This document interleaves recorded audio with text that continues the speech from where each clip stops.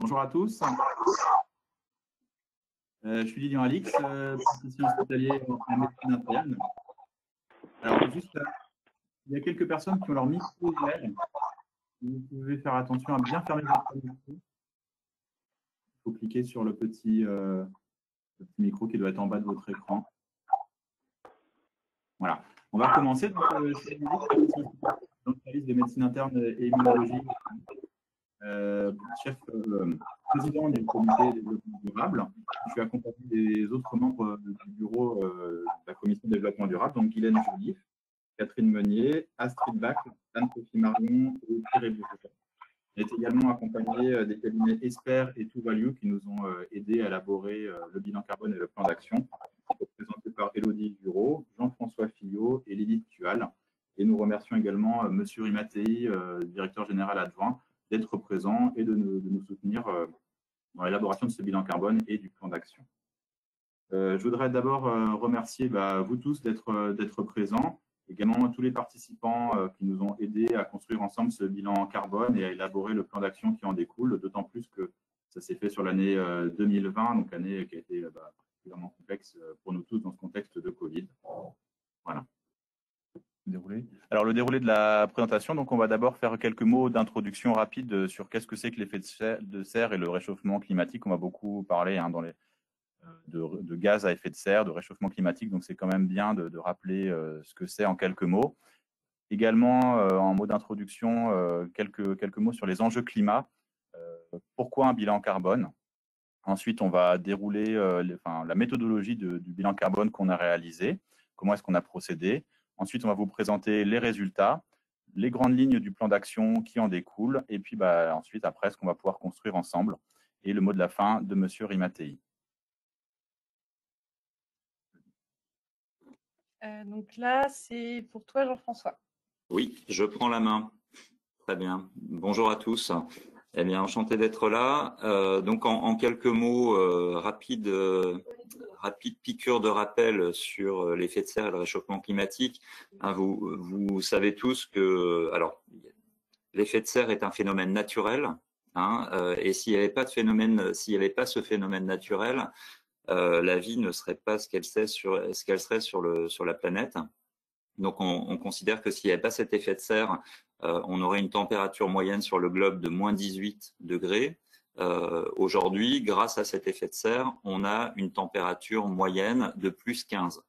Le problème, c'est que c'est un équilibre fragile qui est en train d'être déstabilisé par les activités humaines et par le fait qu'il y a un surplus de gaz à effet de serre qui vient rompre cet équilibre. Alors, il faut juste avoir en tête que le gaz le plus important, l'effet de serre, le gaz à effet de serre le plus important, c'est la vapeur d'eau, qui ne rentre pas du tout, on le reverra dans le bilan carbone. On s'intéresse uniquement au surplus qui est lié aux activités de l'homme et qui vient essentiellement des énergies fossiles. Donc l'effet de serre, c'est cette capacité qu'ont certains gaz à capter, à absorber une partie des rayons infrarouges terrestres en les renvoyant vers le sol. Et donc ces infrarouges, ils sont provoqués par les rayons solaires. Sachant que il y a un élément à avoir en tête aussi, c'est que plus la lumière plus le soleil arrive sur un sol foncé, plus il va renvoyer des infrarouges. Plus c'est clair, plus c'est clair, plus il renvoie, et plus c'est foncé, plus il capte. Et ça pose une espèce de cercle vicieux. Par exemple, la banquise, eh bien, plus elle fond et plus ça va réchauffer l'océan. Et plus il va y avoir de rayons qui vont être captés. Voilà. Alors, on peut peut-être passer à la diapo suivante. Donc, je vous disais, la problématique de l'effet de serre, c'est que cet effet naturel est de plus en plus. Donc, ça fait des années qu'on s'en rend compte au niveau des scientifiques. Donc, il y a un équilibre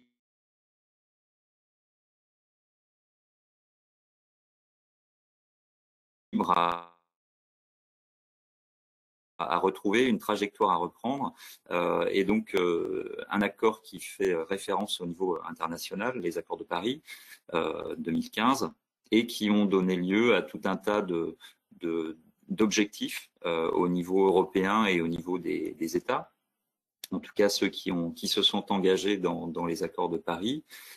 Concrètement, l'objectif qui est en train d'être revu à la hausse, mais en tout cas l'objectif au niveau français et au niveau européen, c'est de diminuer de 40% les émissions de gaz à effet de serre en 2030 par rapport à 1990. Et on est d'ailleurs en train de passer à un objectif de moins 55%. De 1990 à 2030, avec une finalité qui est d'atteindre la neutralité carbone en 2050. Alors la neutralité carbone, c'est la capacité à avoir quelques émissions résiduelles de gaz à effet de serre qui vont être compensées par des puits de carbone, notamment des forêts par exemple, hein, qui vont capter les gaz à effet de serre. Ce qu'il faut retenir de tout ça, c'est que donc aujourd'hui il y a un cap qui est fixé par l'Europe et par les États, mais l'État ne fait pas tout, hein, évidemment, mais on considère qu'il y a à peu près 75% des réductions qui proviennent des entreprises et des organisations, et 25% de ce qu'on va pouvoir réduire qui sont dans les mains de chacun d'entre nous au travers de nos initiatives individuelles. Voilà. Et dans tout ça, la santé, elle représente environ 5% de l'empreinte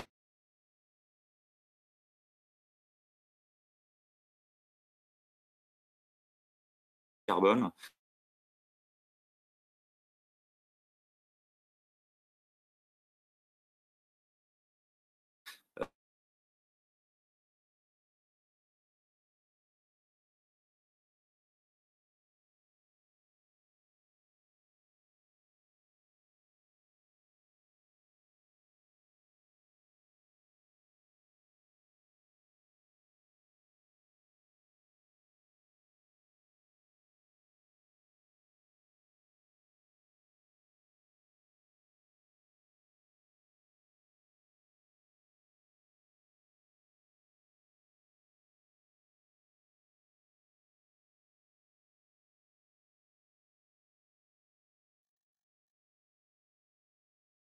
C'est bon. Ok, pardon. Il y a eu un petit souci d'Internet. Les joies de la visioconférence.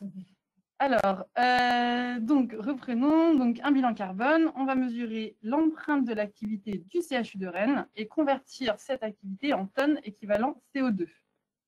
Alors, qu'est-ce que c'est que l'activité du CHU de Rennes? On va la répartir dans ce qu'on appelle des scopes. Donc, ça va être des catégories pour classer les émissions de gaz à effet de serre. On a d'abord compté les émissions du scope 1, où là, on a considéré des litres de carburant, des gaz médicaux, des gaz frigorigènes, des gaz de clim. Donc, en fait, ce sont les émissions qui sont directement émises depuis le site du CHU.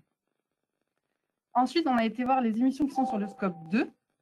Donc là, ce sont les émissions liées à la production d'énergie qui est consommée sur le site de CHU, mais forcément qui n'est pas émise sur le site du CHU, parce qu'on n'avait pas de centrale nucléaire sur le site. Donc, on va retrouver l'électricité, le fuel, le gaz, le chauffage urbain, etc. Et ensuite, le scope 3, qui sont le reste de ces émissions induites, impliquées par la production, enfin tout ce qui est fait l'activité du CHU. Et donc là, on va avoir tout l'achat de médicaments, les déchets, les déplacements domicile-travail du personnel, les déplacements des patients, des visiteurs, tout le parc informatique, etc. Et comment est-ce qu'on arrive à des tonnes équivalent CO2? En fait, on a considéré, on est allé chercher chaque activité que l'on a quantifiée en tonnes, en kilomètres, en mètres cubes, ainsi de suite. Et à chaque quantité, on est venu multiplier par un facteur d'émission, ce facteur d'émission qui est issu de la base ADEME. Donc, la quantité multipliée par le facteur d'émission nous donne un impact en carbone. Et tous les impacts sommés nous donnent le bilan carbone du CHU de Rennes. On s'est appuyé sur la méthode bilan carbone pour faire ce bilan carbone. et sur les facteurs d'émission fournis par l'ADEME.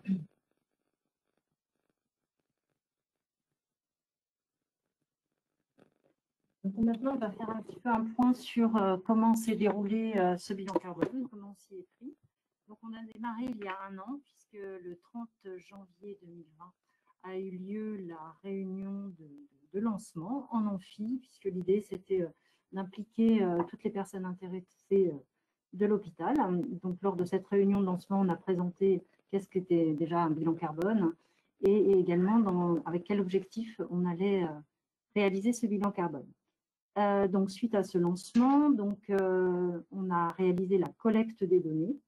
Donc de février à juin 2020, donc dans un contexte un petit peu difficile. Donc là, je remercie encore les contributeurs à cette collecte, puisque c'est un exercice quand même assez qui demande pas mal d'investissement, puisqu'on va aller chercher de la donnée qui est donc représentative de l'activité du CHU. Et donc, il va falloir trouver la bonne personne qui détient cette donnée. Donc ça, c'est un travail qui a été fait déjà en groupe thématique. Ces groupes thématiques qui nous ont suivis aussi pendant toute l'élaboration de ce bilan carbone. Une fois que cette collecte de données a été réalisée, donc on l'a clos à un moment donné et on a commencé à faire l'analyse de ce qu'on avait obtenu, l'analyse des résultats. Donc déjà, avoir la première vision de du camembert, enfin de la répartition de nos gaz à effet de serre, et également un travail de confortement de données, c'est-à-dire d'aller voir si les ordres de grandeur étaient cohérents par rapport à la littérature, par rapport à d'autres bilans de gaz à effet de serre d'autres CHU, par exemple. Et donc, ce travail de juillet jusqu'à octobre 2020 nous a permis aussi de commencer à regarder quels étaient les postes principaux pour pouvoir imaginer, initier nos plans d'action avec l'idée, à partir du résultat obtenu lors de ce bilan carbone, d'imaginer nos actions prioritaires pour optimiser nos émissions de gaz à effet de serre. Ensuite, 5 et 6 novembre, donc ça c'est une date importante, donc est arrivée juste après le deuxième confinement, donc il a fallu qu'on bascule ces groupes de travail en visio. Donc on a réuni 4 groupes de travail pour brainstormer, donc pour échanger sur quelles actions on pourrait mettre en place pour améliorer notre impact environnemental. Donc 4 ateliers participatifs, très riches, grâce à des outils interactifs proposés par Tuvalu. Donc on a réussi à avoir des échanges nourris et donc à mettre en place un plan d'action avec énormément de propositions d'action. Donc on s'était engagé à publier notre bilan de gaz à effet de serre, notre bilan GES, bilan réglementaire à la fin de l'année. Donc c'est ce qu'on a fait. On a publié notre bilan GES sur le site de l'ADEME. Et puis voilà, nous voilà aujourd'hui réunis pour vous faire la restitution générale du bilan carbone ainsi que de la synthèse des plans d'action qui ont été élaborés.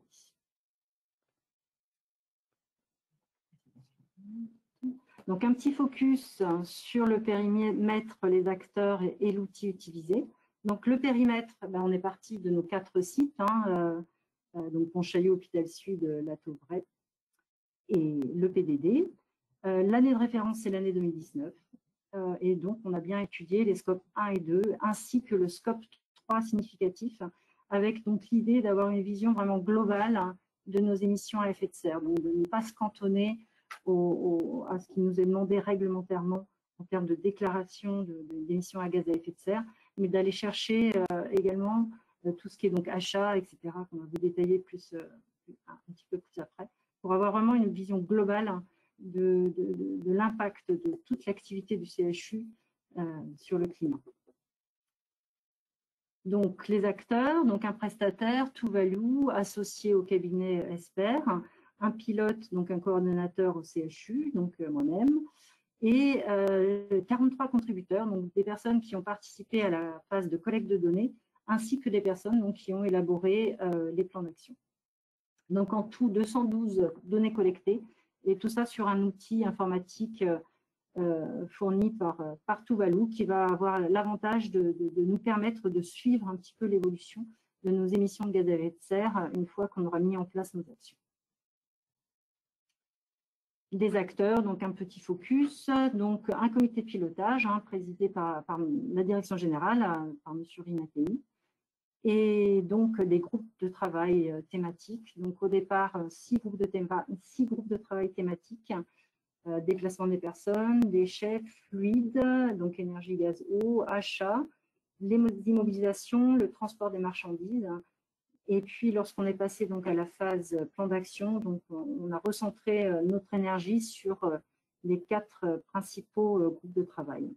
Donc, beaucoup de contributeurs dans toutes les directions fonctionnelles, beaucoup de personnel administratif et technique, médicaux, paramédicaux, représentants syndicaux également. Donc, voilà, je tiens à remercier d'ailleurs à nouveau tous ceux qui ont participé.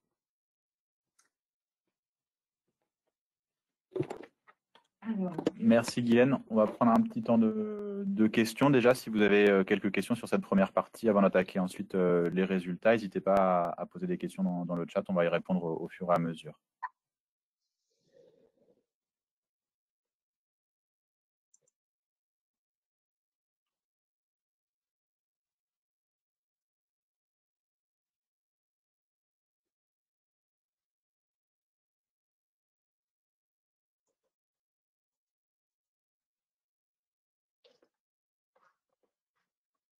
Lilith et Jean-François, il y a eu quelques questions. Je ne sais pas si vous avez répondu un petit peu dans le chat, si vous avez peut-être quelques commentaires à faire en plus.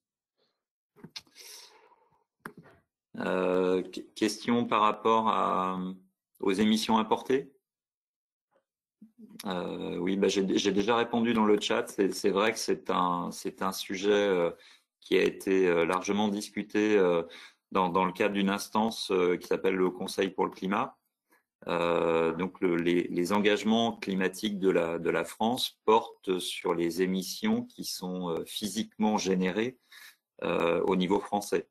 Donc ça veut dire que dès lors qu'on importe beaucoup de produits d'Asie, par exemple, on appelle ça des émissions importées parce que physiquement le CO2 il a été émis en Chine, mais pour nous. Donc c'est ce qu'on appelle un déplacement de pollution. Donc il y a une vraie problématique autour de ça. Une seconde problématique qui est liée également, alors en l'occurrence aujourd'hui c'est pas trop un souci en période de Covid, mais c'est la question des transports aériens.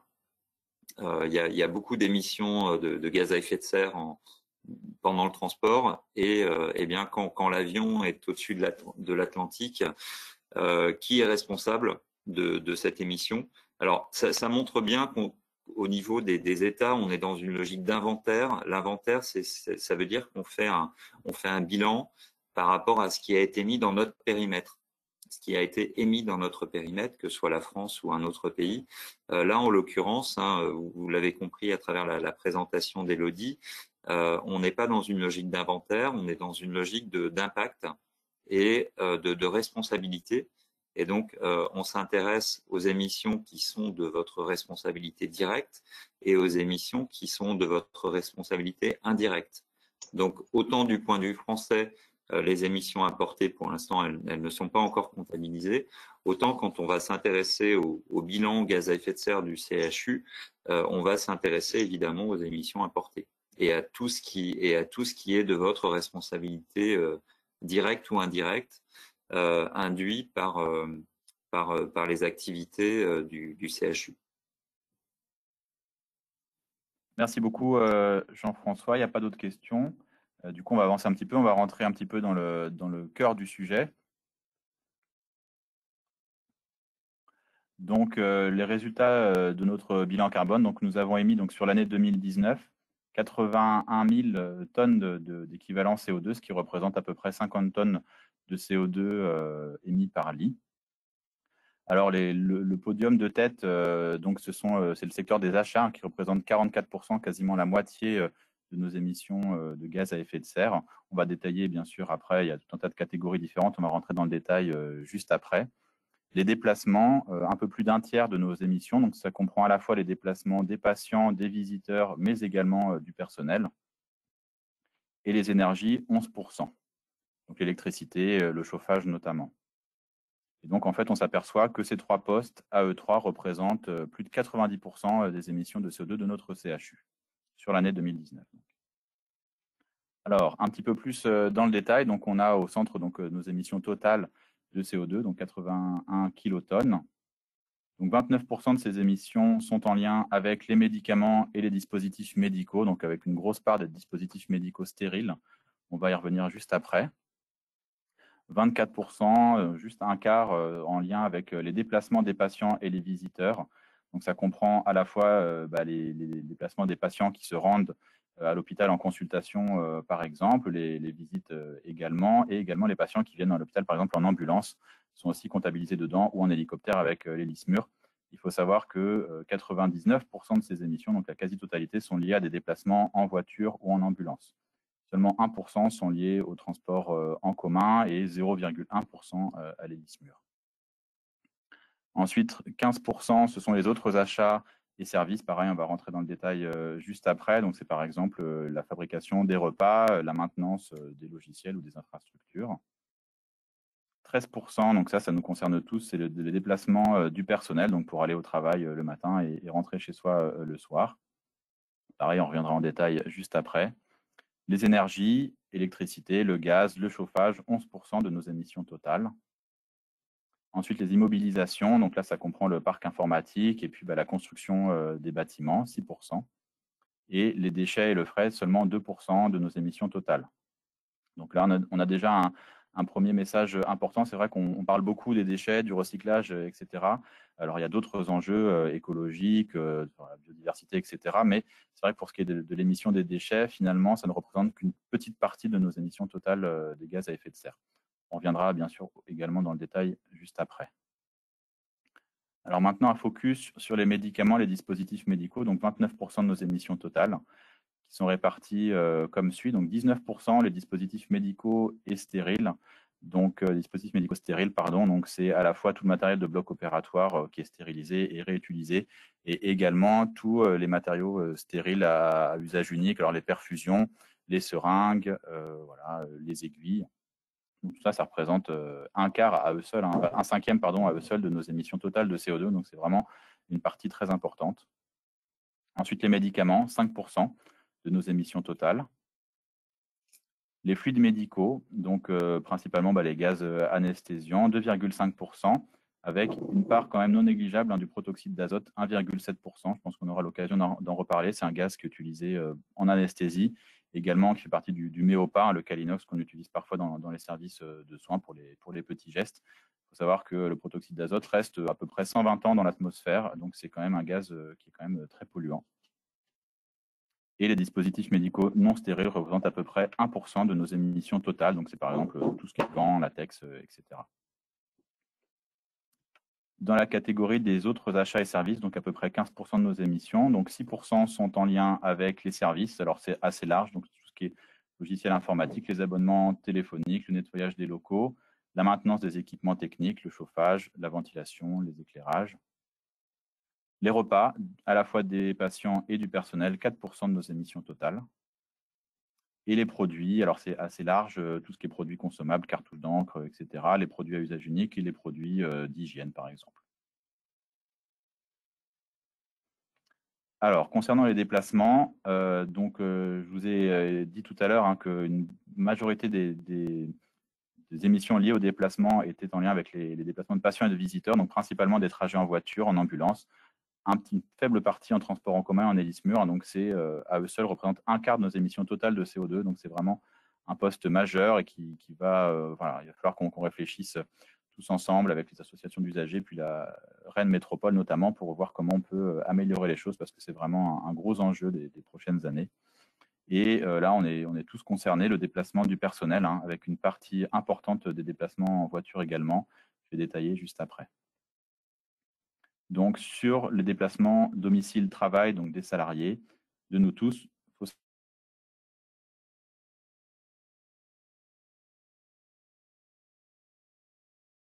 savoir sur l'année 100 km pour se rendre au trajet était à peu près un tiers était réalisé en transport en commun et 2% de ces kilomètres parcourus étaient réalisés en covoiturage et 2 autres pourcents en vélo. Donc on voit déjà sur ce graphe qu'on a quand même une très très faible proportion de vélo et de covoiturage. Alors c'est sûr que le covoiturage en ce moment, c'est pas la bonne saison. Mais voilà, il y a vraiment, je pense, des réflexions et des efforts à engager dans ce sens pour qu'il y ait une part plus importante, notamment du vélo et éventuellement des transports en commun. Parce que si on voit sur le graphique de droite les émissions, on voit que 93% de nos émissions, donc la quasi-totalité, sont liées à l'utilisation de la voiture. Donc ça, c'est les émissions de CO2. Et 5% sont liés à l'utilisation des transports en commun et donc 2% au covoiturage. Et évidemment, le vélo n'émet pas de gaz à effet de serre, donc il n'est pas dans le graphe de droite.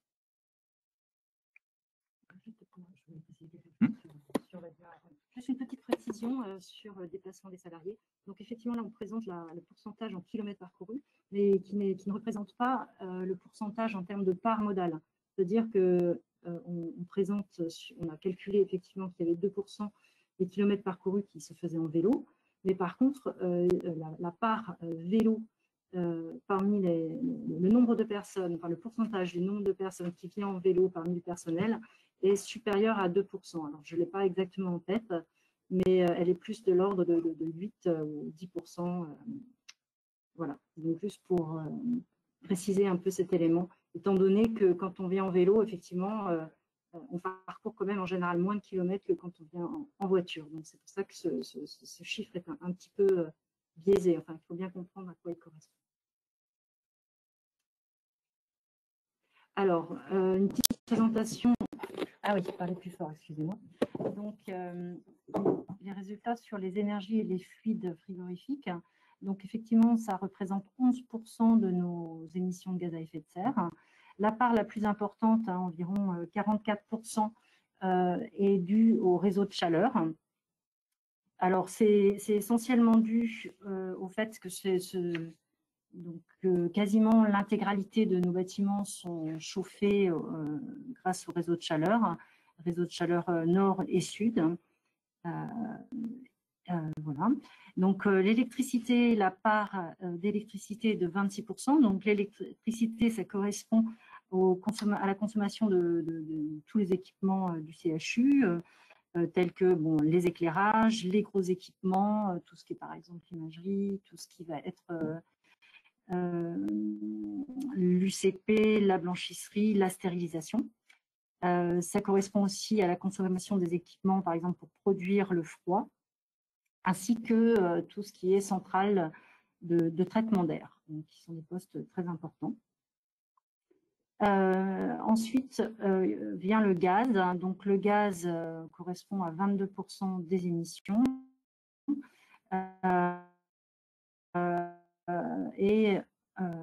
Donc c'est quand même une part importante, alors que peu de bâtiments sont chauffés au gaz. Et ça s'explique puisque l'intensité carbone du gaz est bien supérieure à celui du réseau de chaleur, puisqu'on voit dans le petit tableau à droite.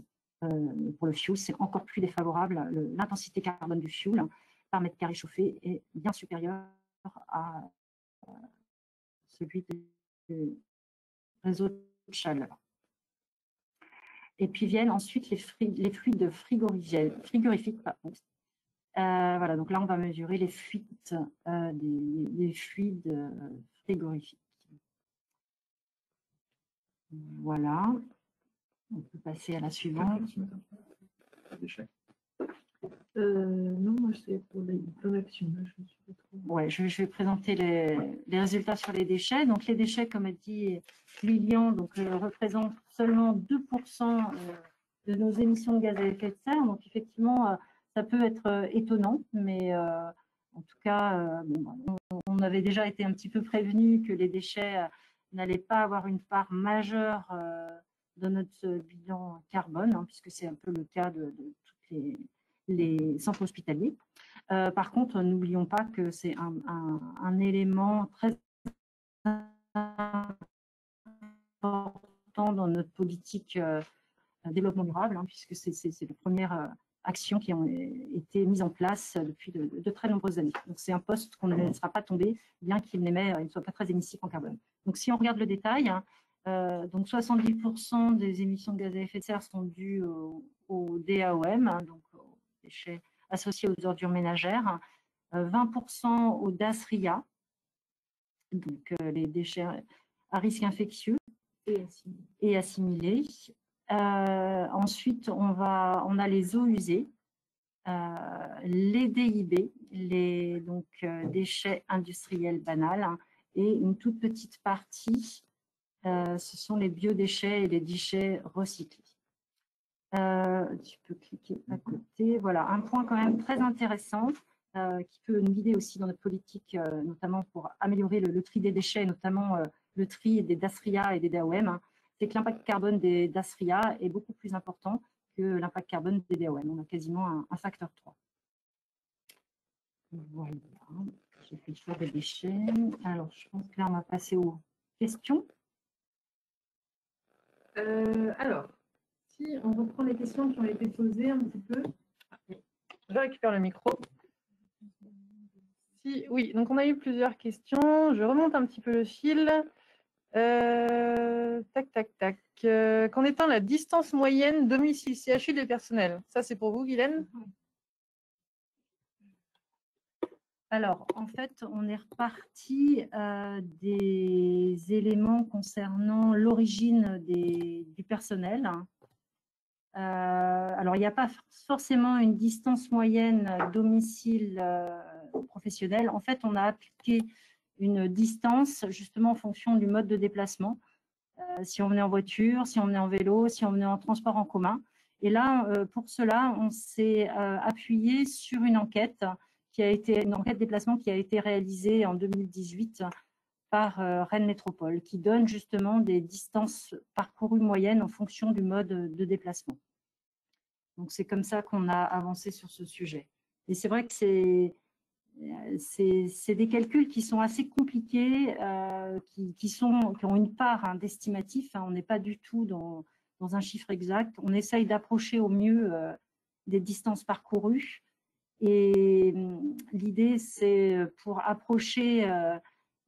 améliorer ce chiffre, également la quantité de kilomètres parcourus par les patients.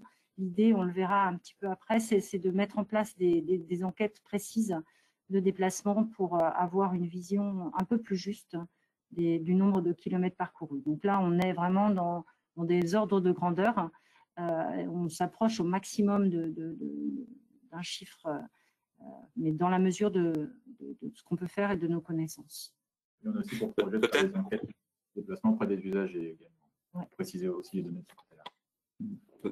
Juste pour compléter peut-être ce que vient de dire Guylaine, la distance moyenne domicile-travail, elle tourne en général autour de 12-13 km. Donc je pense que dans le cadre du CHU, ça doit être vérifié également.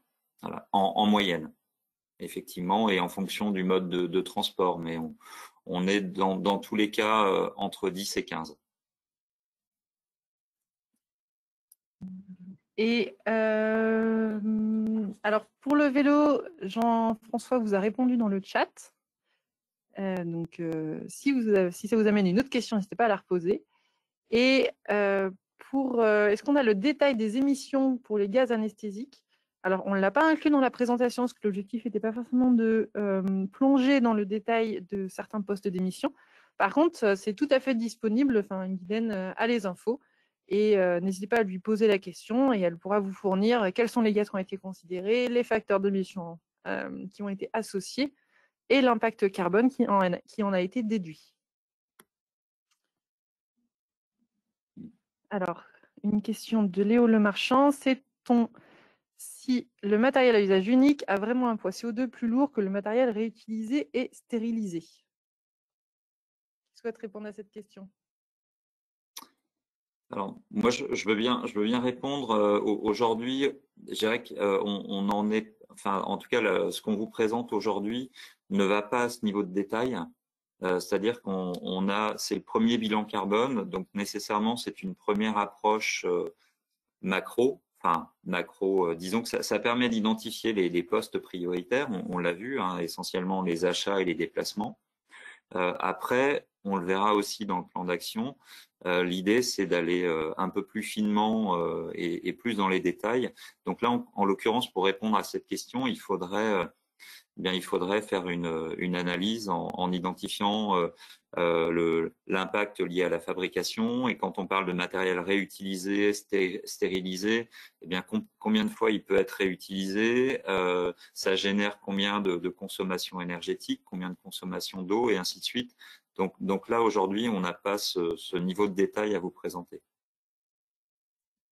Mais en général, le matériel à usage unique, de toute façon, a un poids plus lourd dans la mesure où l'impact est essentiellement lié à la fabrication, à la matière, et aussi à l'énergie, mais en tout cas surtout à la matière. Donc dès lors qu'on parle d'usage unique, en général, on a un poids CO2 qui est plus lourd.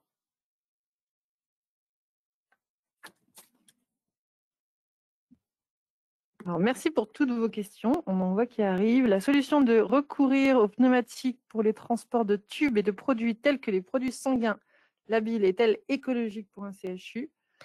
Alors, je ne sais pas si on va forcément répondre je sais pas, Jean-François, est-ce que tu as un avis sur ce sujet? Et avant que tu y répondes, je voulais juste repréciser, en fait, un bilan carbone, il y a une phrase que j'aime bien, qui est souvent, que j'entends souvent reprise, c'est précisément faux et globalement juste. C'est important d'avoir le cadre, les hypothèses et la méthodologie qui a été utilisée.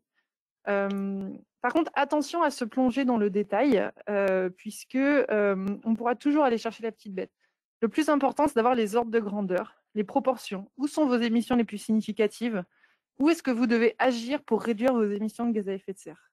Gardez toujours ça en tête. À côté de, c'est très important, comprendre le bilan carbone et comprendre ce qui a été considéré ou non, et ce que vous souhaiteriez voir en plus, par exemple. Oui, pour compléter ce que tu viens de dire, Élodie, l'étape aujourd'hui, vu que c'est le premier bilan, on est dans une vision globale, mais un peu floue. Voilà. Donc effectivement, sur des questions précises, la solution de recourir aux pneumatiques, alors a priori oui, mais ça mériterait de creuser le sujet, de voir quels impacts, quelles installations, quels investissements. Voilà, là tout de suite, je saurais pas répondre. Donc, je fais le lien avec la question donc, de Loïc Fin concernant les déplacements professionnels des agents en mission. Ça représentait environ 1% des déplacements professionnels, donc quelque chose de très faible. Sachant que voilà, on s'est principalement rapproché de la direction de la formation continue pour récupérer ces données, donc toutes les données donc des déplacements des médecins ou par exemple là dans le cadre de la direction de la recherche, je ne pense pas qu'elles aient été comptabilisées. Encore une fois, ça donne quand même des ordres de grandeur.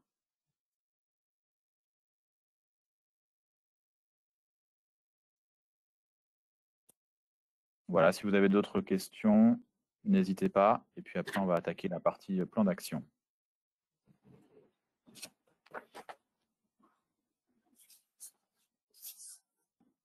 Vas-y. Alors, dans quelle catégorie d'émissions présentées dans le bilan retrouve-t-on les équipements médicaux type système d'imagerie?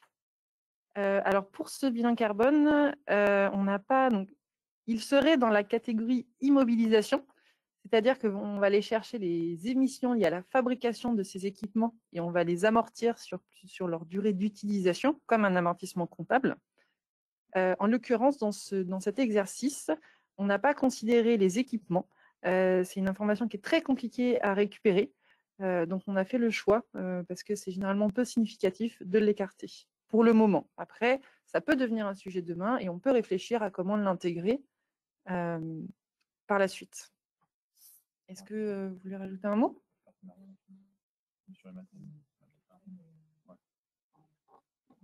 C'était juste pour effectivement compléter le fait que là, on a focalisé nos efforts sur les postes les plus significatifs. Donc, les immobilisations, c'est environ 6% et c'est en très grande partie les bâtiments, dus aux bâtiments qui ne sont pas encore amortis, et également les équipements informatiques. Mais dans un deuxième bilan carbone, effectivement, et puis en lien avec le travail que l'on va pouvoir initier sur le partenariat avec Philips, on va pouvoir travailler ce sujet d'intégrer dans les immobilisations tous les équipements d'imagerie importants, tels que scanner, IRM, etc. Vous pouvez regarder pour le plan d'action, du coup. Tu peux regarder. Proportionnellement, ah oui, ouais. Je prends la main. Oui. Alors, on a une dernière question. Avez-vous pu comparer proportionnellement notre bilan à celui d'autres CHU? Et alors, si ça te va, Jean-François, je te laisse répondre à cette question. Comme ça, après, tu pourras embrayer sur la feuille de route et la stratégie. C'est quoi une stratégie climat? Merci. Oui, la question tombe à pic. Effectivement, ça permet de faire la transition. Ça permet de faire la transition en se posant la question, finalement, on en est où de cette trajectoire climat? On parle aujourd'hui de feuille de route climat, et donc est-ce qu'il y a moyen de se comparer? Donc oui, on a réussi à avoir des éléments d'information qui permettent, par exemple avec le CHU de Grenoble, qui permettent de valider le fait que les grands ordres de grandeur sont comparables, à savoir majorité de gaz à effet de serre générés par les achats, les dispositifs médicaux stériles, et ainsi de suite, ce qu'on a vu, également par les déplacements. Donc on a moyen de comparer. Alors après, effectivement, il faut ramener ça au contexte, il faut ramener ça à la taille de l'établissement, mais on a des chiffres qui permettent de comparer les éléments entre vous et d'autres CHU, et de confirmer qu'on ne s'est pas trompé, en tout cas dans les grands ordres de grandeur. Voilà. Peut-être qu'on peut passer à la diapo suivante, du coup. Voilà. Alors, par rapport à la feuille de route, justement, la question de la trajectoire. Alors, vous avez aujourd'hui, je dirais que vous en êtes à la première étape, qui a été de faire une photographie de l'impact gaz à effet de serre généré directement ou indirectement par le CHU. Donc, c'est bien ce qu'on appelle le bilan carbone.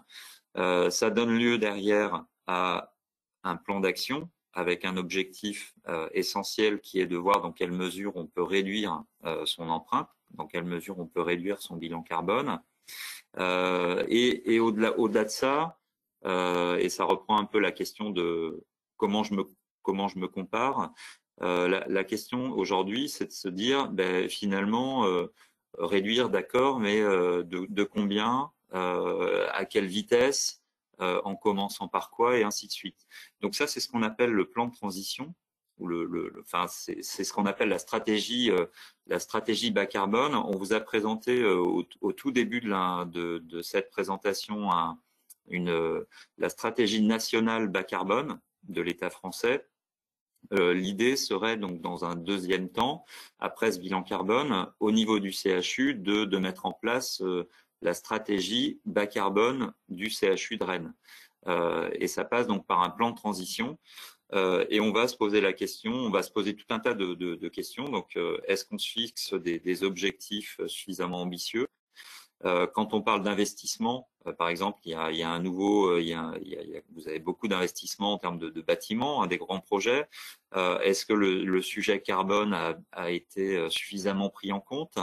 Quand vous faites dans votre politique d'achat, est-ce que c'est suffisamment pris en compte, et ainsi de suite. Donc on va finalement intégrer les enjeux climat, et plus globalement climat-énergie, dans la stratégie globale de l'établissement, afin d'être dans les clous, si je puis dire, de la feuille de route qui est issue des accords de Paris et de la COP21. Voilà. Donc, dans quelle mesure on va pouvoir dupliquer la trajectoire nationale et celle des accords de Paris à l'établissement, enfin aux établissements du CHU de Rennes. Donc voilà tout ce qu'implique une feuille de route. Juste pour terminer, donc il y a une obligation réglementaire qui est de réaliser son bilan carbone. Donc, c'est ce qu'on vient de faire. Aujourd'hui, à cette obligation réglementaire, on y ajoute aussi l'obligation d'un plan de transition. C'est ce que je viens de vous raconter. Donc, c'est fixer la stratégie. Voilà, quels objectifs on se fixe, quels objectifs à court, moyen, long terme, et comment on peut y arriver, avec quels moyens et quel rôle et quelle responsabilité pour chacun. Donc la trajectoire théorique qui est présentée, et qui est en tout cas la trajectoire théorique serait de fixer 50% de réduction de gaz à effet de serre en 10 ans. Donc ça correspond grosso modo aux nouvelles ambitions de l'Union européenne qui vont être déclinées au niveau français. Après, c'est pas forcément simple à atteindre, et donc eh bien ça reste à valider et à élaborer au niveau du CHU. C'est ce que vous voyez dans l'encadré là en bas. Objectif de réduction des gaz à effet de serre du CHU eh bien c'est à cadrer tout ça. Voilà. Merci Jean-François. Effectivement, ça va être tout l'enjeu des prochains mois, avec de travailler avec les différents groupes de travail, les différentes thématiques pour élaborer ensemble. Donc là, on va vous présenter les grandes lignes des plans d'action par différentes thématiques. Ensuite, il va falloir qu'on travaille tous ensemble sur des actions concrètes à mettre en œuvre et sur des objectifs en termes de réduction de gaz à effet de serre, combien telle ou telle action va nous permettre de réduire nos émissions, avec un objectif effectivement de moins 50% à 10 ans, qui est quand même très ambitieux. On peut se poser la question du réalisme. On aura probablement des objectifs un petit peu moindres, mais voilà, l'idée c'est vraiment quand même d'avoir un plan ambitieux pendant les prochaines années, de faire la transition ensuite avec le nouveau CHU.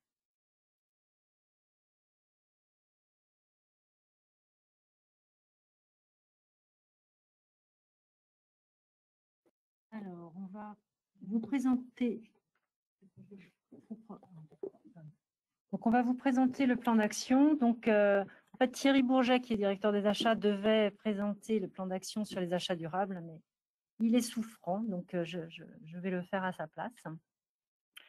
Donc, le premier axe, donc déjà, je vais repartir de la méthodo. Donc, ce qu'on va vous présenter là sur les plans d'action thématiques, donc sont issus des réflexions des groupes de travail qui se sont réunis le 5 et 6 novembre 2020. Et donc, c'est la présentation d'une synthèse des actions qui ont été proposées. Comme disait Lilian, les groupes de travail qui vont se poursuivre vont pouvoir s'imprégner de cette trame et approfondir les actions, voire proposer d'autres pistes. En tout cas, c'est un canevas de base pour poursuivre la démarche. Donc, concernant les achats durables, donc on voit que les achats, donc c'est le poste le plus important en termes d'émissions de gaz à effet de serre. Donc, eh ben, si on veut réduire nos émissions, et c'est un bon levier pour y arriver. Et donc, la première action, ce sera d'engager une démarche d'achat durable, avec déjà la partie formation des acheteurs, qui est très importante, pour pouvoir effectivement privilégier les achats durables, avoir des procédures qui nous permettent de mettre en avant les achats durables, et puis également réfléchir à la réduction des consommables à usage unique. Donc, je vois qu'il y avait des échanges dans le chat à ce sujet. C'est le poste principal. Donc, en tout cas, l'étude de ces achats est vraiment un enjeu majeur. Un deuxième point, donc réduire l'impact carbone des dispositifs médicaux, des médicaments et également des fluides médicaux. Et donc là, il s'agit d'amener une réflexion sur l'origine des produits, donc où est-ce qu'on va acheter nos produits, leur mode de fabrication, les transports également qu'ils nécessitent. Donc, revoir un petit peu vraiment la fonction achat sur ces dispositifs médicaux et sur les médicaments. Et sur les médicaments, également le volet prescription, notamment prescrire le juste soin, donc en fonction du juste besoin en médicaments. Un troisième axe qui concerne l'alimentation. C'est un poste qui est revenu souvent lors de nos échanges, donc du coup du 5 et 6 novembre. Donc ça, c'est une piste intéressante également, avec comme levier la possibilité de réduire les denrées carnées, puisque les denrées carnées ont un impact carbone très important, et de poursuivre tout le travail qui est déjà fait sur l'approvisionnement local. Donc ça, ce sont les actions sur lesquelles on va réfléchir. Et on a également l'idée d'innover, donc essayer de défricher des actions vraiment nouvelles, avec une réflexion qui va être initiée sur l'élaboration d'un prix interne du carbone. Donc, grâce à des partenariats, donc notamment avec EDF, qui ont déjà mis en place ce système de prix interne du carbone. Donc, ils vont nous expliquer leur démarche et voir si ça peut être une démarche intéressante dans le cadre des achats durables au CHU de Rennes. L'idée étant d'avoir un prix interne du carbone et donc de pouvoir avoir une idée de l'impact de l'achat d'un équipement, d'un matériel, et puis de pouvoir choisir en fonction de son impact carbone. Donc, l'idée également de développer des partenariats avec des fournisseurs. Donc là, si M. Rematei veut bien prendre la parole pour présenter un petit peu le travail qui va être initié avec Philips. Bonjour à tous et à toutes, j'espère que vous m'entendez bien et que je parle distinctement et suffisamment fort. Simplement pour préciser que, d'abord pour remercier bien entendu tous les contributeurs, pour vous indiquer que le CHU souhaitait s'engager sur des choses très concrètes et voulait aussi le faire en innovant. Et c'est pour ça que pour chacune des dimensions du plan d'action global qui vous est présenté, on a de façon systématique essayé d'avoir au moins une action qui sortait un peu de l'ordinaire de ce qu'on pourrait faire en matière de limitation de notre empreinte environnementale et notre empreinte carbone en particulier, en mettant en place des partenariats originaux. L'une de ces actions innovantes est liée en fait à un partenariat plus global que nous avons engagé avec un des acteurs majeurs de l'imagerie dans le monde, qui est une société industrielle qui s'appelle Philips, et avec lequel on a commencé un travail qui n'est pas encore finalisé, mais qui est en cours d'élaboration, pour lesquels en fait on va associer finalement de façon assez originale, nous semble-t-il, à la fois le client que nous sommes et l'usager que nous sommes d'équipements d'imagerie de très haut niveau, mais aussi de tout un tas de panels d'équipements qui sont aujourd'hui utilisés par l'ensemble des équipes soignantes et médicales, et puis le fournisseur lui-même de ces matériels qui va aussi s'engager. Et s'engager, bien entendu, dans la limitation de l'empreinte carbone de ces équipements. Et puis nous, on aura notre part à jouer, bien entendu, sur tout ce qui concerne son usage propre, et puis toute la filière qui va concerner l'après de ce matériel, puisque vous savez que ces équipements, pour la plupart d'entre eux, peuvent utilement être réutilisés. Et puis, dans la démarche d'achat qu'on a conduite dans le cadre du partenariat avec cette entreprise, puisqu'on a récemment renouvelé une partie de notre parc, on a aussi fait très attention à faire en sorte que ces achats-là soient eux-mêmes durables. Pour des tas, si je prends un exemple, typiquement sur certains IRM qui sont acquis dans le cadre de ce partenariat, en fait, on ne change pas l'aimant et on conserve l'aimant initial.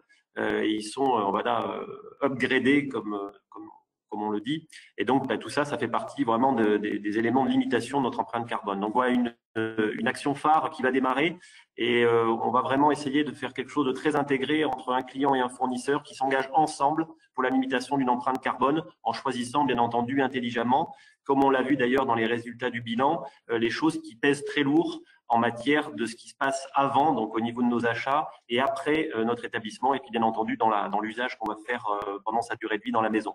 Donc, un grand merci à tous ceux qui ont déjà commencé à travailler là-dessus. Et on aura prochainement l'occasion de faire des annonces plus précises sur la dimension environnementale de notre partenariat et de cette action innovante.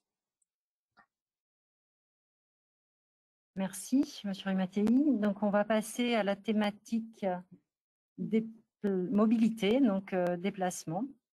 Donc, le deuxième le deuxième axe majeur en termes d'émissions de gaz à effet de serre. Donc, un des points importants, majeurs, c'est d'améliorer en fait l'information, la communication au sujet des déplacements. Donc, il s'agit de sensibiliser, de promouvoir aussi les mobilités actives et également de faire connaître tous les dispositifs qui existent et qui sont mis en place au CHU. Et là, je voulais citer justement le forfait mobilité durable qui a été mis en place fin 2020 et donc qui permet de bénéficier d'un forfait mobilité pour les mobilités actives telles que le vélo et également pour les personnes qui covoiturent. Donc, il faut qu'on améliore en tout cas la communication et l'information sur les déplacements, tant pour le personnel que pour les usagers également. Voilà. Donc, le deuxième axe, donc l'idée de faciliter la pratique quotidienne du vélo, donc développer le stationnement vélo, proposer pourquoi pas un atelier de réparation de vélo, poursuivre les animations en lien avec cette pratique. Donc là, on se rend compte que cette pratique vraiment augmente et qu'il y a de plus en plus de besoins en fait liés au vélo. Donc l'idée étant de permettre une pratique du vélo en toute sérénité et pour toutes les personnes qui veulent s'y mettre. Troisième point, donc un point également important sur lequel on a démarré un travail en collaboration avec Rennes Métropole et également avec la clinique Saint-Laurent. Donc l'idée de développer des synergies sur les mobilités, notamment travailler avec Rennes Métropole pour améliorer l'offre en transport en commun en fonction des horaires, donc des horaires des soignants qui sont effectivement très spécifiques. Et donc, on travaille avec Rennes Métropole pour profiter de la mise en service de la ligne B du métro et voir comment eux peuvent ajuster leur offre sur tous les transports périphériques en lien avec la mise en service de cette ligne B.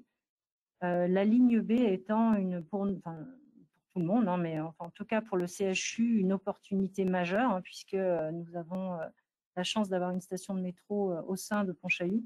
Et donc, cette mise en service de la ligne B qui est prévue soit avant l'été, soit après l'été, va permettre en fait d'augmenter l'offre de transport en commun, à nouveau, tant pour le personnel qu'également pour les usagers.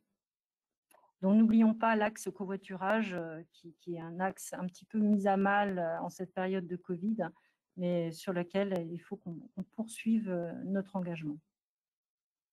Donc, c'est une action un petit peu plus dans l'innovation, comme l'a décrite M. Rimatei.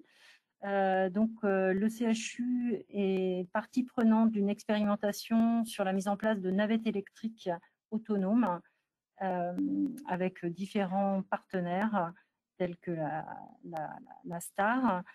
Donc, il s'agit d'un projet de dimension européenne.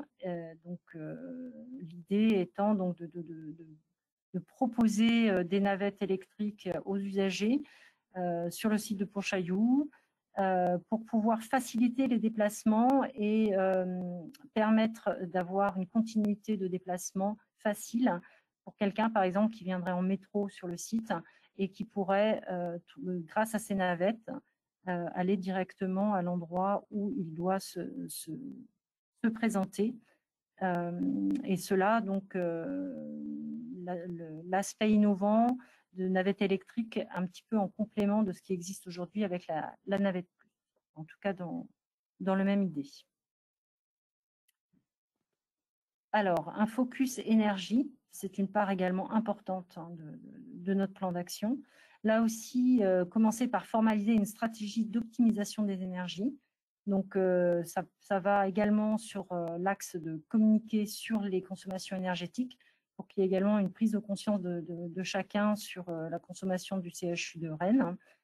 Et également mettre en place un groupe de travail pluridisciplinaire qui n'existe pas à ce jour, pour pouvoir travailler ensemble justement sur l'optimisation et des énergies dues au chauffage, etc., mais également l'énergie due à tout ce qui est équipement, donc éclairage, équipement par exemple d'imagerie, essayer d'optimiser les consommations en lien vraiment avec les besoins en termes d'activité. Donc, également promouvoir les éco-gestes, et cela en s'appuyant sur les projets de pôles, donc avec l'idée d'accompagner les projets d'économie d'énergie des pôles, donc promouvoir les éco-gestes, que chaque pôle également s'interroge sur, par exemple, la possibilité d'éteindre des équipements chaque soir, enfin en tout cas lorsqu'ils ne sont pas utilisés. Un parti bâtimentaire vraiment très important, qui résonne beaucoup avec le nouveau CHU, bien sûr, pour améliorer l'efficacité énergétique des bâtiments. Alors, en s'appuyant sur des appels à projets, en s'appuyant sur des financements de l'ADEME, et en tout cas en suivant cette dynamique d'améliorer l'efficacité énergétique de nos bâtiments, tant les bâtiments existants que les bâtiments neufs qui vont être réalisés dans le cadre du nouveau CHU. Donc l'action innovation, donc optimiser les consommations d'énergie et favoriser les énergies renouvelables. Donc là également en s'appuyant sur des partenariats avec des fournisseurs d'énergie qui sont eux également intéressés à ce que les gros consommateurs d'énergie fassent des économies. Donc il s'agit par exemple d'EDF, de Dalkia. Donc, essayer de travailler avec eux pour améliorer nos consommations énergétiques. Voilà, donc on va parler maintenant des déchets et du coup, je vais laisser la parole à Catherine Meunier, qui est parmi nous aujourd'hui et donc qui a vraiment porté cette thème de tri des déchets. Et donc, Catherine va nous présenter le plan d'action. Donc, dans le plan d'action réduction des déchets, vous allez retrouver 5 axes. Le premier, il s'agit de conforter la qualité du tri des déchets. Depuis la publication du document réglementaire de 2016 nous donnant les pistes pour traiter les problématiques de déchets liquides, qu'ils soient biologiques ou non, un travail conséquent a été effectivement réalisé par toute une chaîne de soignants. Il s'agit au jour d'aujourd'hui de deux documents à disposition sur le site de l'hygiène, qui est deux documents très fortement accompagnés par l'équipe de l'unité d'hygiène hospitalière. 2 documents touchant, pour le premier, blocs opératoires et salles interventionnelles, pour le second, les salles plus conventionnelles. Et la fiche de tri qui s'y adosse va être présentée aux instances fin mars. Donc, vous y allez avoir maintenant très rapidement accès, en sachant que les soignants ne seront pas perturbés par sa présentation, car on retrouvera sa forme de rosace avec un côté noir, un côté jaune. Voilà.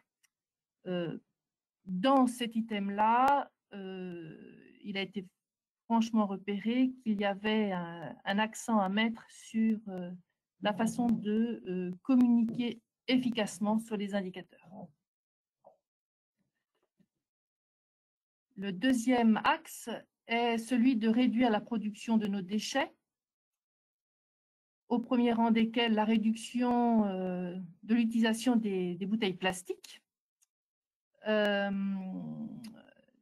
de l'utilisation de papier avec la poursuite de la numérisation, la réduction de nos déchets alimentaires et peut-être des choses un petit peu plus difficiles pour nous, tout ce qui touche à l'usage unique et les emballages. Un peu plus compliqué pour nous puisque nous sommes un peu otages de la façon dont les matériaux nous arrivent. Troisième axe, celui qui touche à des développements de nouvelles filières de recyclage, les matériaux précieux. C'est le moment un peu de vous dire que le cahier des charges visant à ouvrir cette nouvelle filière de recyclage est en cours de rédaction. Je ne sais pas si Anne Gerbeau est là, auquel cas je pourrais peut-être lui laisser la parole. Non. Et nous pensions au recyclage des mégots de cigarettes, par exemple. Peut-être y en a-t-il d'autres. Quatrième item, alors ça c'est pour nous un peu probablement innovant. Il s'agirait de développer un bon coin hospitalier qui pourrait s'adosser sur un dispositif qui existe déjà sur le CHU, qui est le web en chair. Mais là, tout est à construire. Voilà, c'est un beau chantier. Pour finir, ça reboucle sur le dernier sujet de l'innovation pour les achats, puisque ça concerne un projet d'économie circulaire en partenariat avec des fournisseurs, et M. Rimaté a déjà pris la parole à ce sujet. Ah oui, et il y a aussi des projets à imaginer envers un partenariat avec des associations, bien sûr. Et là, vous reconnaissez les petites affiches des petits doudous. C'en est un exemple. Peut-être avons-nous d'autres pistes à développer.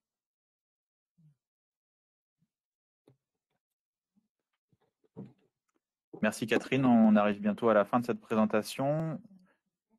Oh, ouais, c'est bon. On va vous présenter rapidement l'organisation de la commission développement durable, avant un petit mot de conclusion. Alors, donc en fait, nous sommes 6 personnes dans le bureau, donc moi-même, Lilian Alix, en médecine interne, Astrid Bacle en pharmacie, Thierry Bourget, directeur des achats, Guylaine Joliffe, ingénieure, Anne-Sophie Marian, cadre de santé en pharmacie, et Catherine Meunier, en imagerie médicale. En fait, on se structure en 5 thématiques différentes, 5 piliers, on va dire, 5 groupes de travail.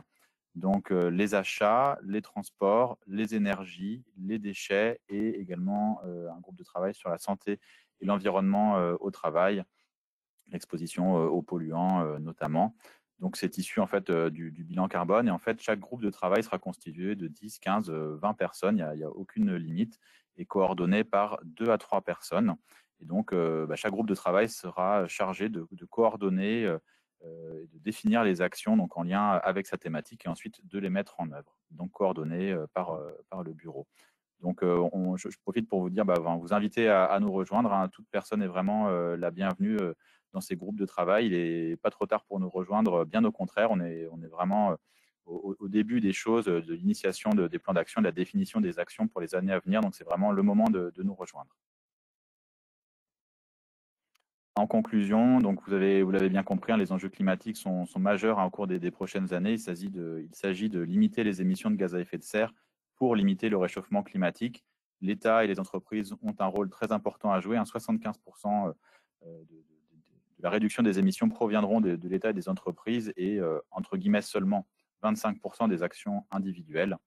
Les 3 postes les plus émissifs en termes de gaz à effet de serre de notre CHU, le poste des achats, donc notamment le poste dispositifs médicaux et médicaments, les déplacements, donc à la fois on se souvient de 1/4 des déplacements patients et visiteurs, et 13-15% de déplacements du personnel, 11% le poste des énergies. Ces 3 postes à eux 3 font plus de 90% de nos émissions de gaz à effet de serre.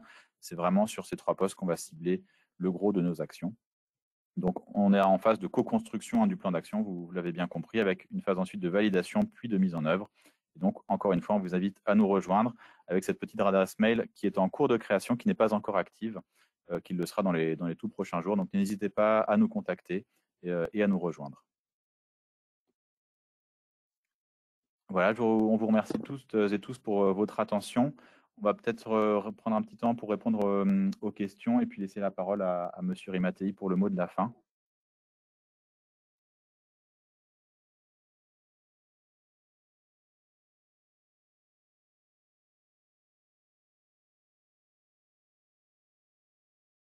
Donc, on a une petite compilation des questions. Quid des bouteilles d'eau plastique? Je vais peut-être te laisser la parole, Catherine, pour cette question-là.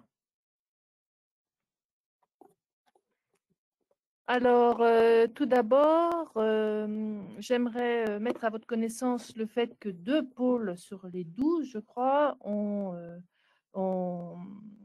procédé à un cadeau de fin d'année pour tous leurs professionnels sous la forme soit d'un thermos, soit d'une bouteille en verre. Enfin, voilà. Donc, sur ces pôles-là, déjà, il y a beaucoup d'accompagnement vers utilisant l'eau du robinet. Il existe certainement des sujets à améliorer.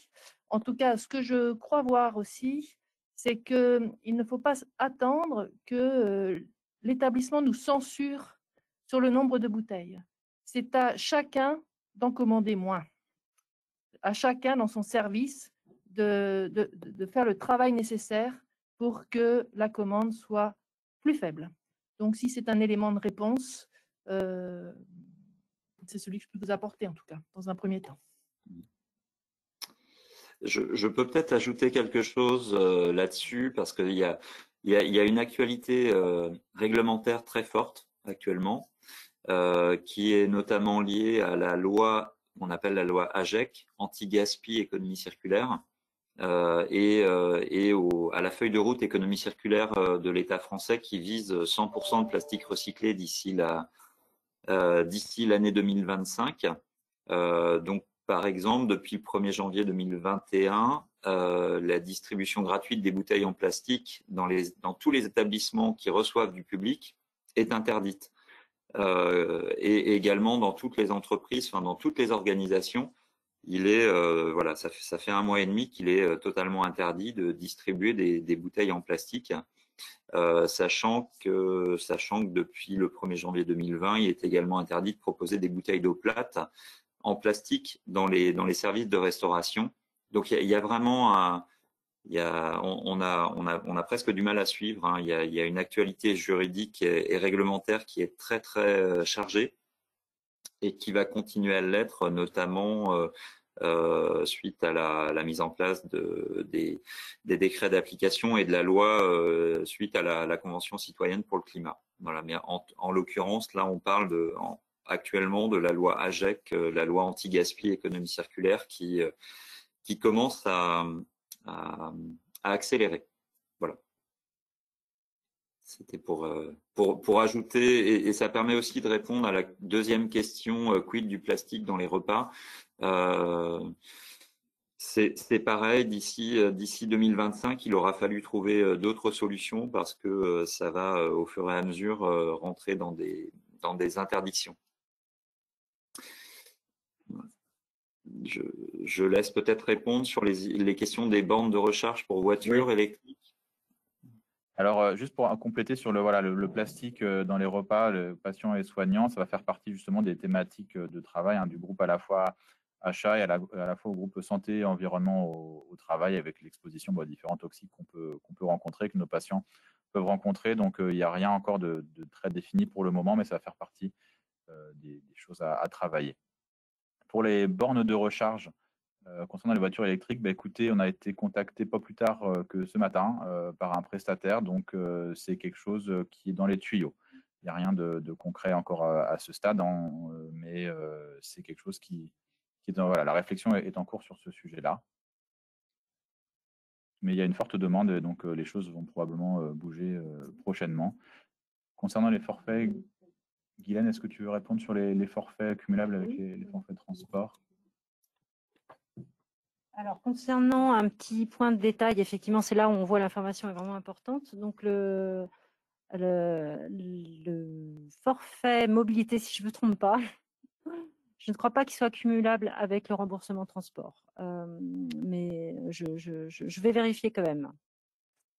Voilà, c'est quelque chose, c'est un dispositif qui vient juste de sortir, hein, fin 2020, et qui offre la possibilité d'obtenir un forfait de 200 € par an pour une personne qui s'engage à venir 100 jours en vélo au travail ou en covoiturage, ou les deux. Donc, c'est quand même un dispositif qui offre des perspectives intéressantes pour tout le monde, pour le coup.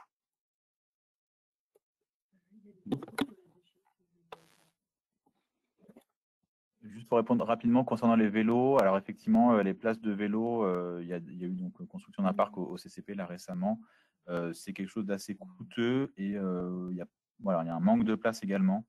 Donc, c'est en réflexion. Alors, voilà, également en réflexion avec la ville de Rennes Métropole pour tout ce qui est pistes cyclables. Voilà.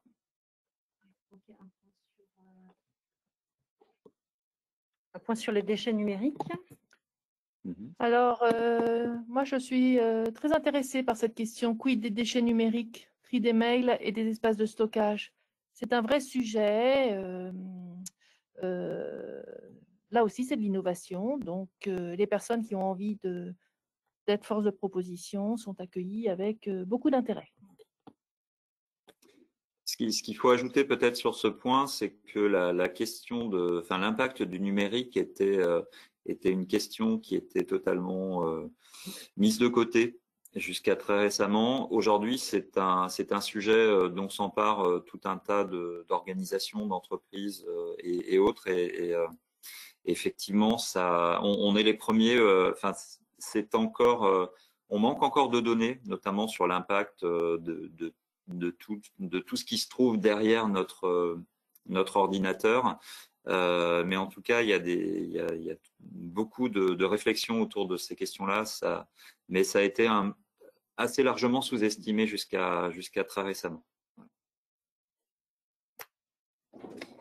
Merci beaucoup. On va arriver bientôt au terme de la présentation. Avant de laisser la parole à M. Rimati, on n'a pas pu répondre à toutes les questions.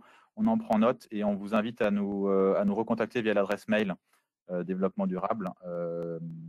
Juste au-dessus, on va faire répéter rapidement, qui n'est pas encore active, mais qui sera dans les tout prochains jours, et on prendra le temps de vous répondre à chacun.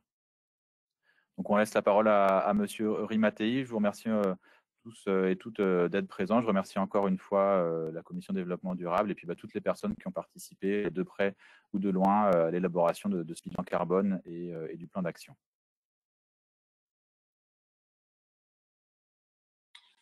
Rebonjour à tous. D'abord, il m'appartient de faire une rapide synthèse en fait des échanges. Ça a été d'une très grande richesse. Donc, je voulais d'abord remercier tous ceux d'entre vous qui ont pu se connecter aujourd'hui. Je crois que c'était un point important qu'on puisse avoir le maximum d'écoute et d'intérêt en fait pour un projet en fait qui nous dépasse tous les uns et les autres, mais pour lequel on peut tout jouer un rôle. Donc c'est important et je voulais vous remercier beaucoup de votre présence aujourd'hui. Remercier aussi très chaleureusement toute l'équipe projet qui a réuni en fait en lien donc avec notre prestataire et nos consultants que je salue aussi très fortement. Donc Ian Alix, professeur Meunier, Guylaine Joliffe, Astrid Bach, Marion, Thierry Bourget, toutes les directions qui ont contribué aussi au résultat qui vous a été présenté aujourd'hui. Côté direction générale, notre souhait, c'est qu'on soit sponsor de cette démarche-là et qu'on s'engage avec vous de la même façon. C'est un engagement, on le voit bien, toutes les actions qui ont été citées, c'est des actions très concrètes qui restent bien entendu à préciser, mais sur lesquelles on peut tous changer les choses. Et notre souhait, c'est qu'en fait, on se donne les moyens de les changer. Et donc, toutes les initiatives, de quelque nature qu'elles soient, vont être consolidées, analysées. Et puis, pour celles d'entre vous qui veulent directement y contribuer, votre énergie va être directement mise à contribution dans un cadre structuré qui vous a été présenté aujourd'hui, parce que le pire dans ce type de démarche, c'est de perdre son temps et de perdre son énergie ou de faire que de la com, ce qui n'est pas notre sujet aujourd'hui. Notre sujet, c'est vraiment de changer la donne et puis de franchir des étapes dorénavant décisives en matière de limitation de l'empreinte environnementale. Moi, ce qui m'a frappé simplement en synthèse là sur les éléments de bilan carbone, c'est d'abord, et je ne sais pas si ça a été le cas pour chacun d'entre vous, de s'apercevoir en fait que dans la règle du 90-10 ou du 80-20, en fait, ce qui se passe avant nous et après nous est de loin en fait ce qui a l'empreinte carbone la plus forte. C'est pas du tout pour minimiser ce que nous on dégage en tant que site hospitalier qui reste significatif et sur lequel il faut vraiment travailler. Mais en fait, tout ce qui se passe avant, c'est énorme. Et après, c'est aussi énorme, d'où le focus là, qui a été évoqué sur les trois actions, les trois champs qui me paraissent vraiment prioritaires sur l'ensemble de ce qu'on va faire sur les achats et les approvisionnements d'établissements, en particulier sur les sujets de dispositifs médicaux, d'équipements médicaux ou de consommables de toute nature et de médicaments. dont on voit bien que ça pèse extrêmement lourd. 2, c'est toutes les mobilités. Et là, on a chacun un rôle à jouer pour améliorer aussi les sujets de mobilité. J'ai entendu et bien vu toutes les questions qui ont porté autour de comment aussi on facilite la vie des mobilités. Il n'y a pas que des questions financières, même si elles sont importantes. Il y a aussi l'accessibilité au site, les pistes cyclables, la possibilité d'avoir une irrigation plus forte sur les bottes d'eau. Tout ça, on s'engage à y travailler, bien entendu, avec vous dans les prochains jours et les prochaines semaines. Et puis, 3e point, c'est le mix énergétique, sur lequel on est quand même relativement favorable, parce que le réseau de chaleur, même s'il reste relativement intensif en carbone, c'est quand même beaucoup plus performant que beaucoup d'établissements qui fonctionnent avec des mix énergétiques moins bons que le nôtre, en particulier pour la partie chaleur.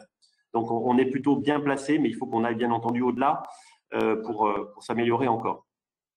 Donc, engagement collectif, on a tous un rôle à jouer, toutes les initiatives bienvenues, les points prioritaires, parce que c'est ceux qui pèsent aussi très lourd, donc à mettre vraiment en haut de la fiche. Et puis, point qui me paraît aussi très important, c'est s'engager ensemble sur des choses concrètes et innover sur cet engagement. Et comment on innove, c'est aussi en développant des partenariats, parce qu'on n'est pas tout seul dans cette affaire-là, et on a des partenaires institutionnels avec lesquels il faut poursuivre le travail, comme Rennes Métropole, la région, voilà, tous les acteurs institutionnels qui sont autour de nous, l'ADEME, voilà, il y a plein de gens qu'on peut mobiliser. Et puis, il y a tous les clients et les fournisseurs du CHU avec lesquels on a vraiment intérêt à travailler de près, d'où les propositions qui sont faites, à la fois pour améliorer notre consommation énergétique avec les fournisseurs d'énergie qui sont les nôtres et qui sont déjà contactés et engagés pour nous fournir des propositions innovantes qui n'existent pas forcément ailleurs.